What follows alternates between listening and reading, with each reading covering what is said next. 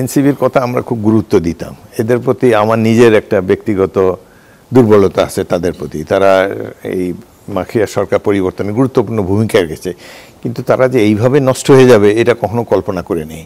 এটার জন্য প্রধানত প্রফেসর ইউনূসকে আমি দায়ী করবো, যে তিনি তাদেরকে কেন এই উপদেষ্টা পরিষদে ঢোকালেন। এই যে 23-24 বছরের ছেলেকে মন্ত্রী পদে ঢুকিয়ে দিয়ে তাদেরকে নষ্ট করে দিলেন। তারা তাদের বাবাকে কন্ট্রাক্টর বানিয়েছে, এপিএসগুলোকে চাঁদাবাজ বানিয়েছে, নানান ধরনের কাজ করেছে। এটা তারা যদি বাইরে থাকতো, তাদের দলটা অনেক মজবুত থাকতো, এরাই বাংলাদেশের ভবিষ্যৎ হতে পারতো।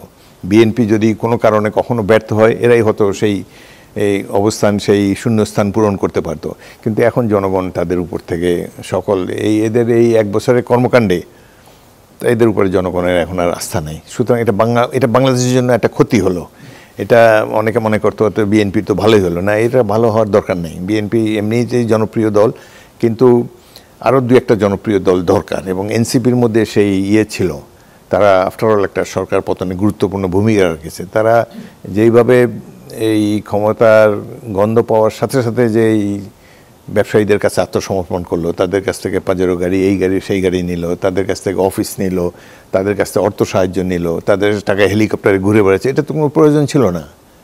তাদেরকে এই অ্যাডমিনিস্ট্রেশনে যাওয়াই উচিত ছিল না। তারা তাদের দলটাকে গঠন করতো ভালোভাবে, ছাত্রদেরকে বুঝাতো, এবং দেশবাসীর মধ্যে তারা যদি এই 64টি জেলায় ছড়িয়ে গিয়ে সাধারণ মানুষকে বুঝাতো যে আমরা আর কোনো কিছু চাই না, আমরা একটা সুন্দর বাংলাদেশ গড়তে চাই।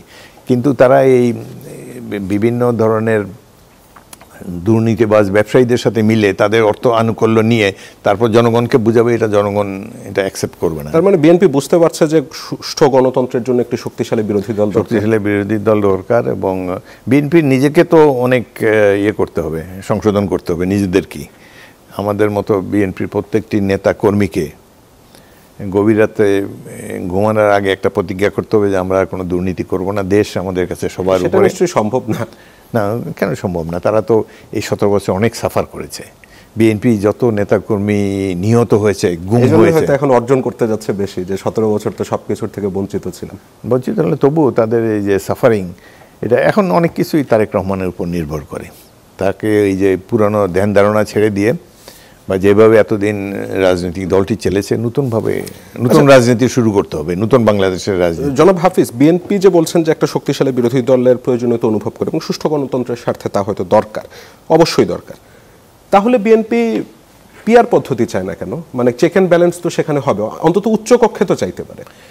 এই পিআর হলো বিদেশি কনসেপ্ট। বাংলাদেশের জনগণ নিম্ন কক্ষে মানলাম, উচ্চ কক্ষে আপনি বাংলাদেশের গ্রামে গঞ্জে, মেঘনা নদীর পাড়ে, তিস্তা নদীর পাড়ে একেবারে হতদরিদ্র যে মানুষ, যার একটাই মাত্র প্রাইড যে সে একজন ভোটার, সে ভোটটা দেওয়াই তার একমাত্র, এবং সে ভোটটা দেওয়ার সময় অনেক চিন্তা ভাবনা করে দেয়। বাংলাদেশের যতগুলো নির্বাচন হয়েছে, সাধারণ মানুষ কখনো ভোট করে না, ভুল করে না। তারা দেখে শুনে অ্যাভেলেবল ক্যান্ডিডেটদের মধ্যে বেস্ট ক্যান্ডিডেটকে বা বেস্ট অ্যাভেলেবল পার্টিকে তারা নির্বাচিত করে।